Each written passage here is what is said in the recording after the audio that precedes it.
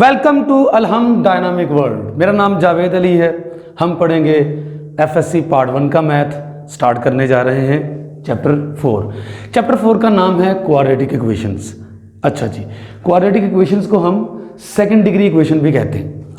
अब यार second degree equation से हमें कुछ यूँ लगता है, ये बात तो साफ जाहिर है कि इसकी डिग्री 2 होगी। सेकंड डिग्री मतलब डिग्री 2। डिग्री 2 2 से बड़ी पावर हमें मिलेगी नहीं, 2 से छोटी पावर मिल सकती है x की, वेरिएबल की। कहाँ तक? 2 मिल सकती है पावर, 1 मिल सकती है, 0 मिल सकती है। इन बातों का हमें पता है, राइट। लेकिन नेगेटिव पावर्स हमें नहीं मिल सकती। हमें इस बात का पता है, एक छोटी सी बात जानने की हमने कोशिश करनी है कि आखिर सेकंड जो वर्ड है सेकंड डिग्री, सेकंड से क्वाड्रेटिक का हमें लग रहा है कि कोई ताल्लुक नहीं है। हालांकि ऐसा नहीं है। असल बात करें तो एक लैटिन वर्ड है क्वाड्रेटस। क्वाड्रेटस का मतलब होता है टू मेक स्क्वायर, यानी हमने स्क्वायर बनाना होता है। तो डेफिनेटली क्वाड्रेटिक इक्वेशन की भी डिग्री जो कि 2 होती है, स्क्वायर वाली टर्म एक मौजूद होती है। इसी वजह से हमने इसका नाम क्वाड्रेटस से क्वाड्रेटिक रख दिया। ठीक हो गया जी। अब हम बात करते हैं जी इसकी डेफिनेशन की। डेफिनेशन क्या है इसकी? An equation of the form ax square plus bx plus c equal to 0। यहां पर जो x है वेरिएबल है या अननोन है, जिसकी वैल्यू आपने फाइंड करनी होगी, जिसके लिए ये इक्वेशन ट्रू है, राइट। यहां पर देखा जाए तो 2 रिस्ट्रिक्शंस हैं, 2 कंडीशंस हैं हमारे पास। पहली कंडीशन है a b c जो है वो तीनों रियल नंबर्स होने चाहिए। अच्छा, अब हर वो नंबर जिसमें आपको आयोटा नजर नहीं आता वो रियल नंबर होता है, इस बात का आपको पता होना चाहिए। और दूसरी और मेन कंडीशन ये है कि जो a है ये 0 नहीं होना चाहिए। a कौन सा? वो कोफिशिएंट जो x स्क्वायर का है, ये 0 नहीं होना चाहिए। भैया क्यों नहीं होना चाहिए 0? क्योंकि यार अगर यही 0 हो गया तो फिर सेकंड डिग्री टर्म तो वैनिश हो जाएगी, बाकी बच जाएगी लीनियर इक्वेशन। और हम बात कर रहे हैं क्वाड्रेटिक इक्वेशन की, तो a 0 नहीं हो सकता। कुछ एग्जांपल्स देख लेते हैं हम क्वाड्रेटिक इक्वेशंस की। चलिए जी, जैसा कि मैंने आपको कहा कि a 0 नहीं हो सकता। a b c तीनों रियल नंबर्स हैं, b और c 0 हो सकते हैं, इनमें से कोई एक या दोनों, लेकिन a 0 नहीं हो सकता। यानी x स्क्वायर वाली टर्म इसमें लाजमन है। तो पहली एग्जांपल, सिंपल सी example, 7x square is equal to 0। ठीक हो गया। b और c नहीं है, कोई बात नहीं, a लाजमी है, 7 ये नॉन जीरो है। स्क्वायर वाली टर्म लाजमी होनी चाहिए, राइट। इसके अलावा और एग्जांपल्स देखें तो 7x square plus 5x equal to 0। भैया यहां पर देखें a 0 नहीं है, b भी 0 नहीं है, c 0 है, कोई बात नहीं, a 0 नहीं होना चाहिए। मजीद एग्जांपल्स देखते हैं, 7x square plus 5 equal to 0। यहां पर देखें x वाली टर्म नहीं है, कोई बात नहीं, इसका मतलब है कि b 0 है, c 0 नहीं है, a 0 नहीं है, कोई बात नहीं, ये भी क्वाड्रेटिक इक्वेशन है। और एग्जांपल देखते हैं like x square plus 5x plus 6 equal to 0, ये भी क्वाड्रेटिक इक्वेशन है। और यहां पर आपको बताता चलूं a b और c तीनों में से कोई भी 0 नहीं है, ये मुमकिन है। कंडीशन सिर्फ ये थी a 0 नहीं होना चाहिए। आगे चलते हैं, कुछ मजीद एग्जांपल्स देखते हैं। चलिए जी, अगर आपको लगता है कि ये क्वाड्रेटिक इक्वेशन नहीं है तो आपकी गलतफहमी है। अब आप सोचेंगे इसमें तो स्क्वायर रूट आ गया।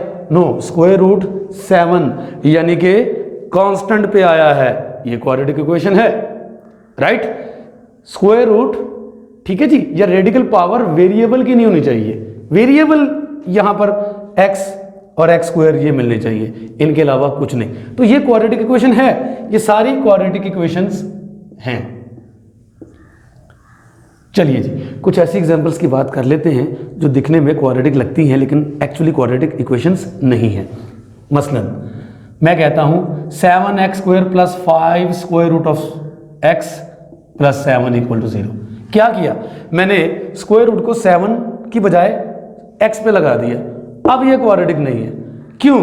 क्योंकि ये देखिए x स्क्वायर है, यहां पर x की पावर 1/2 फ्रैक्शन में आ रही है। मैं आपको बताता चलूं कि वेरिएबल की पावर फ्रैक्शन में नहीं होनी चाहिए, वेरिएबल की पावर रेडिकल नहीं होनी चाहिए, वेरिएबल की पावर इवन नेगेटिव भी नहीं होनी चाहिए। तो जो पावर्स हो सकती हैं वो यही हो सकती हैं क्वाड्रेटिक इक्वेशन में, x स्क्वायर और ये x, इसके अलावा और नहीं हो सकती। तो वैसे भी अगर आप इन दोनों टर्म्स को राइट साइड पे शिफ्ट करके स्क्वायर लेंगे तो इसकी डिग्री भी इंक्रीज हो जाएगी, डिग्री 4 बन जाएगी। डेट्स वाई ये क्वाड्रेटिक इक्वेशन नहीं है। चलिए जी एक और एग्जांपल की बात करते हैं। लाइक मैं कह दूं 7x² + 5/x + 7 = 0। दिखने में आपको लग रहा होगा कि ये भी क्वाड्रेटिक इक्वेशन है क्योंकि मैक्सिमम पावर 2 है। ठीक है, मैक्सिमम पावर इस वक्त 2 ही नजर आ रही है। हम इसको लिख सकते हैं 5x⁻⁻1 + 7 = 0। लेकिन ये क्वाड्रेटिक इक्वेशन नहीं है। मैक्सिमम पावर बेशक 2 है लेकिन यहाँ पर एक नेगेटिव पावर भी आ गई है। तो मैंने आपको बताया पावर नेगेटिव नहीं होनी चाहिए, पावर रेडिकल में नहीं होनी चाहिए, फिर आपने देखना है कि वो क्वाड्रेटिक इक्वेशन है या नहीं। तो चलिए इसको अगर आप देखें तो आप इसको x से थ्रू आउट मल्टीप्लाई करके चेक करें। 7x³ + 5 + 7, यहाँ पर x आ जाएगा = 0 बन जाएगा।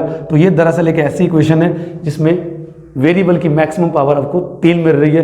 क्यूबिक इक्वेशन बोलते हैं इसे, क्वाड्रेटिक ये नहीं है। तो ये क्वाड्रेटिक इक्वेशन नहीं है, ये क्वाड्रेटिक इक्वेशन नहीं है। इस टाइप की जो इक्वेशन है ये क्वाड्रेटिक है। चलिए हम बात करते हैं नेक्स्ट क्वाड्रेटिक इक्वेशन या किसी भी किस्म की इक्वेशन के रूट्स की। रूट का क्या मतलब होता है? रूट को सोल्यूशन भी बोलते हैं। ये क्या होते हैं? फर्ज कर लेते हैं मैंने एक एग्जाम्पल लिखी है, ये क्वाड्रेटिक इक्वेशन है x² + 5x + 6 = 0 और मैंने कुछ नंबर लिखे यहाँ पर 0, -2, -3, 2। जैसा कि मैं आपको बता चुका हूँ कि किसी भी इक्वेशन को सॉल्व करने से मुराद ये है x की वैल्यूज हमने फाइंड करनी होती है। ठीक है जी, मैंने शुरू में कहा था x जो वेरिएबल है, जो अननोन है, उसकी हमने वैल्यू फाइंड करनी होती है। लेकिन किस तरीके से वैल्यू फाइंड करनी होती है? वैल्यू इस तरीके से फाइंड करनी होती है कि वो वैल्यू आपकी इस इक्वेशन को सेटिस्फाई करे, यानी कि ये इक्वेशन आपकी उस वैल्यू के लिए ट्रू रहे। राइट, चेक करते हैं जी 0 को किस में पुट करना। 0 को हमने वेरिएबल की जगह, ठीक है जी, ये वेरिएबल की वैल्यू 0 हम इसमें पुट करके चेक करें। तो मैं यहां पर आपको चेक करके बताता हूं। देखिए ये इक्वेशन थी x² + 5x + 6 = 0 और आप चेक कर रहे हैं x की वैल्यू 0 के लिए। तो देखिए क्या ये वैल्यू इसको सेटिस्फाई करती है? 0 इसमें पुट करें x की जगह, 0 का स्क्वायर + 5 × 0 + 6 = 0, यहां पर 0, यहां पर 0, 6 = 0 बन गया। नो, लेफ्ट साइड पे 6 है, राइट साइड पे 0 है, मतलब ये इक्वेशन सेटिस्फाई नहीं हुई किस वैल्यू के लिए? 0 के लिए। तो ये हमारा रूट या सोल्यूशन नहीं है। फिर -2 की बात करते हैं। -2 की बात करें, x = -2 के लिए चेक करें, -2² + 5 × -2 + 6 = 0। -2 का स्क्वायर आप जानते हैं 4 होता है। ठीक है जी, यहां से इसको मल्टीप्लाई किया, -10 + 6 = 0, 4 - 10 - 6 + 6 0 हो गया, 0 = 0। देख सकते हैं कि ये इक्वेशन ट्रू है किस वैल्यू के लिए? इस वैल्यू के लिए। तो मतलब -2 इस इक्वेशन का रूट हो गया। -3 के लिए चेक कर लेते हैं। -3 को आप वेरिएबल की जगह पुट करके चेक करें। -3 का स्क्वायर + 5 × -3 + 6 = 0, 9 - 15 + 6 = 0। देखा आपने, 0 = 0। ये भी वैल्यू इस इक्वेशन को सेटिस्फाई कर चुकी है, यानी ये भी इसका रूट है। फाइनली 2 के लिए चेक कर ले। अगर आप x की वैल्यू 2 के लिए चेक करना चाहते हैं तो पुट कीजिए x की वैल्यू 2 इस इक्वेशन में वेरिएबल की जगह, x², यानी यहां पर हम 2 पुट कर देंगे, 2 का स्क्वायर + 5 × 2 + 6 = 0। देखिए 4 + 10 + 6 = 0। ये कितना बन गया? जितना भी बनेगा भाई 20। ठीक है जी, 0 नहीं बनेगा, यानी इस वैल्यू ने भी इक्वेशन को सेटिस्फाई नहीं किया। तो ये भी इसका मतलब है इसका रूट नहीं है। राइट जी, अच्छा जी, चेक हमने कर लिया कि ये 2 रूट्स हैं इनके और ये 2 रूट्स नहीं हैं। तो रूट्स की या सॉल्यूशन की डेफिनेशन क्या है समझा तो मैंने दी, पढ़ लेते हैं एक बार डेफिनेशन। डेफिनेशन साफ लिखी हुई है, द वैल्यू ऑफ अननोन की वैल्यू, x की value, right, in an equation for which the given equation is true is called the root और सॉल्यूशन। ठीक हो गया जी, डेफिनेशन पढ़ ली हमने रूट की। अब हम क्या करेंगे, ये सीखेंगे कि चेक तो करना सीख लिया हमने कि यार ये 2 वैल्यूज इनके रूट्स हैं, ये नहीं। अगर हमने फाइंड करने हो, हमने फाइंड तो नहीं किए, हमने तो चेक किया है। ठीक है जी, वेरिफिकेशन की है कि यार ये 2 इसके रूट्स हैं, ये 2 रूट्स इसके नहीं है। अब हमने ये देखना है कि क्वाड्रेटिक इक्वेशन के रूट्स निकाले कैसे जा सकते हैं। चेक नहीं करना, फाइंड कैसे करने। तो कॉमनली क्वाड्रेटिक इक्वेशन को सॉल्व करने के आप जानते हैं 3 तरीके होते हैं, factorising, completing square, using the quadratic formula.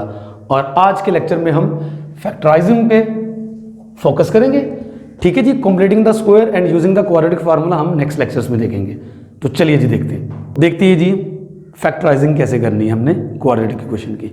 तो सबसे पहले हम सिंपल एग्जाम्पल से शुरू करते हैं। सिंपल एग्जाम्पल से शुरू करते हैं। First of all x square plus x equal to 0। ये एक ऐसी क्वाड्रेटिक इक्वेशन है जिसमें कांस्टेंट टर्म c 0 है, राइट। ऐसे मौके पे इसके फैक्टर बड़ी आसानी से बन जाते हैं। जस्ट आपने x कॉमन लेना, कॉमन लिया, x बचेगा यहां से प्लस यहां से 1। और मैं आपको बताता चलूं कि जब भी दो फैक्टर्स का प्रोडक्ट 0 होता है, दो फैक्टर्स का प्रोडक्ट जब भी 0 होता है तो क्या पॉसिबिलिटी है, लॉजिकली सोचे यार, दो फैक्टर्स का प्रोडक्ट कब 0 हो सकता है। देखिए 0 राइट साइड पे 0 है, अगर मैंने यहां पर 2 यहां पर 3 कर दिया, 2 और 3 का प्रोडक्ट 0 हो सकता है, कभी भी नहीं, 6 होता है। अगर मैंने यहां पर कोई नेगेटिव नंबर भी लगा दिया, -2 और 3 का प्रोडक्ट 0 है, कभी भी नहीं, -6 होता है। तो प्रोडक्ट 0 लाने के लिए इन दोनों में से, दोनों फैक्टर्स में से कम एक फैक्टर 0 लाजमी होगा, तो प्रोडक्ट 0 होना है, अदरवाइज प्रोडक्ट 0 नहीं होना। तो जब कभी भी वेरिएबल्स की फॉर्म में दो फैक्टर्स होंगे, उनका प्रोडक्ट 0 होगा, तो हम क्या लिखा करेंगे, either x is equal to 0 और x plus 1 is equal to 0, may be और बोथ, राइट।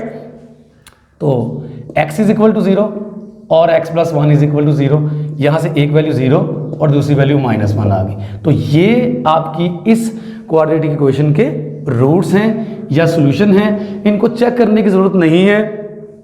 अगर आपने अपनी तसल्ली के लिए चेक करना है तो यू आर मोस्ट वेलकम। चलिए जी आगे चलते हैं, हम एक और एग्जांपल देखते हैं, एक्स स्क्वायर -4 इक्वल टू 0। अब ये किस टाइप की इक्वेशन है, एक्स स्क्वायर, स्क्वायर वाली टर्म तो लाजमी होनी है।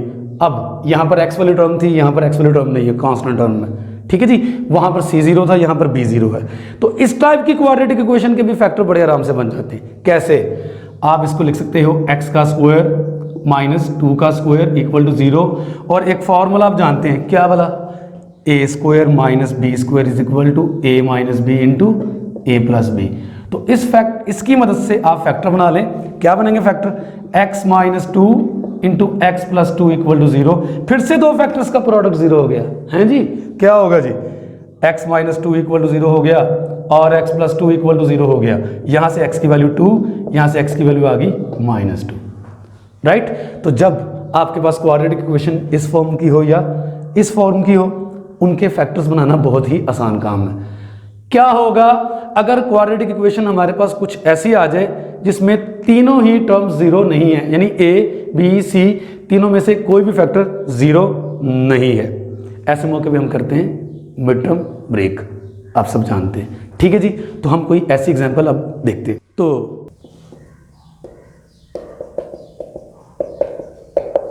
चलिए जी, हम क्वाड्रेटिक इक्वेशन देख रहे हैं, x square plus 5x plus 6 equal to 0। यहां पर a की वैल्यू 1 है, b की वैल्यू 5 है और c 6 है। a, b, c तीनों में से कोई भी 0 नहीं है। ऐसे मौके पे हम क्या करते हैं, मैं आपको बता चुका हूं, हम मिड टर्म ब्रेक करते हैं। अब ये मिड टर्म ब्रेक क्या होती है, दरमियान वाली टर्म को देखिए, ये है 5x, ठीक है जी। जो मिडल टर्म है 5x है, उसको साइड पे लिख लें, और फर्स्ट टर्म और लास्ट टर्म, ठीक है जी, इनका आप ले लें प्रोडक्ट।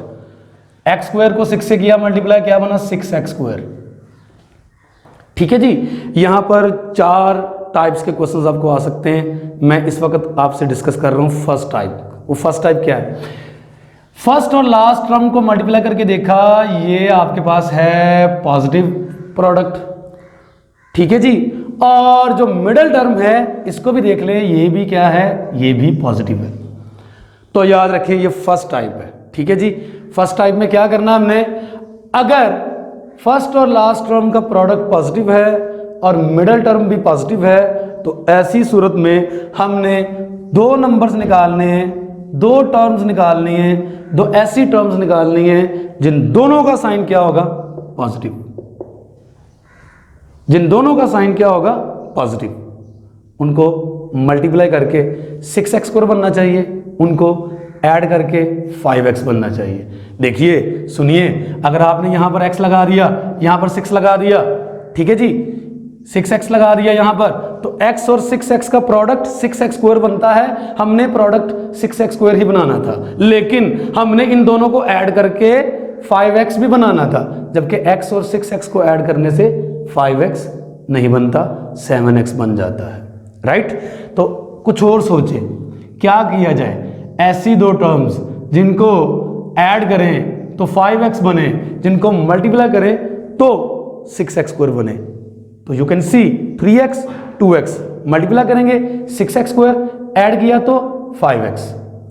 तो ये हमारी टर्म्स होगी, हम यहां पर इनको ब्रेक करेंगे जी।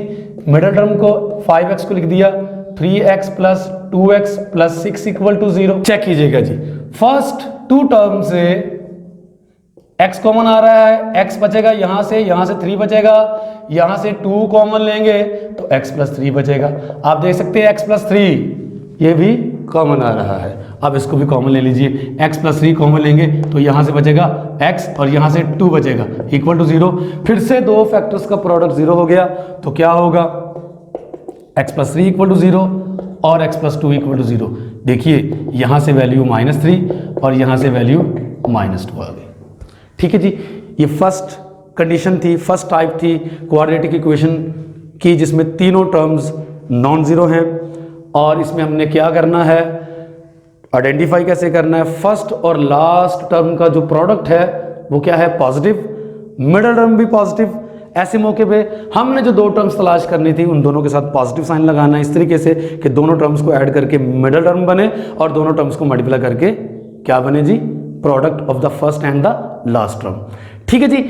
एक चीज एंड में आपको बताता चलूं कि जब हम क्वाड्रेटिक इक्वेशन या किसी भी किस्म की इक्वेशन को सॉल्व कर लेते हैं, जो रूट्स आ जाते हैं या जो सॉल्यूशन आ जाते हैं उनको हम एक सेट में भर लेते हैं, ठीक है जी। -3 और -2 हमने इनको एक सेट में भर लिया और इस सेट को हम नाम देते हैं सॉल्यूशन सेट। यहाँ पर S.S लिखा है, ये एब्रिविएशन किसकी है, सॉल्यूशन सेट की। ये आज का टॉपिक था। आज के लेक्चर में हमने क्वाड्रेटिक इक्वेशन को किस तरीके से सॉल्व करना सीखा फैक्टराइजेशन से, लेकिन बच्चों बात अधूरी रह गई। अभी इसकी 3 मजीद टाइप्स पढ़ेंगे हम क्वाड्रेटिक इक्वेशन की फैक्टराइजेशन, इंशाल्लाह हम नेक्स्ट लेक्चर में पढ़ेंगे।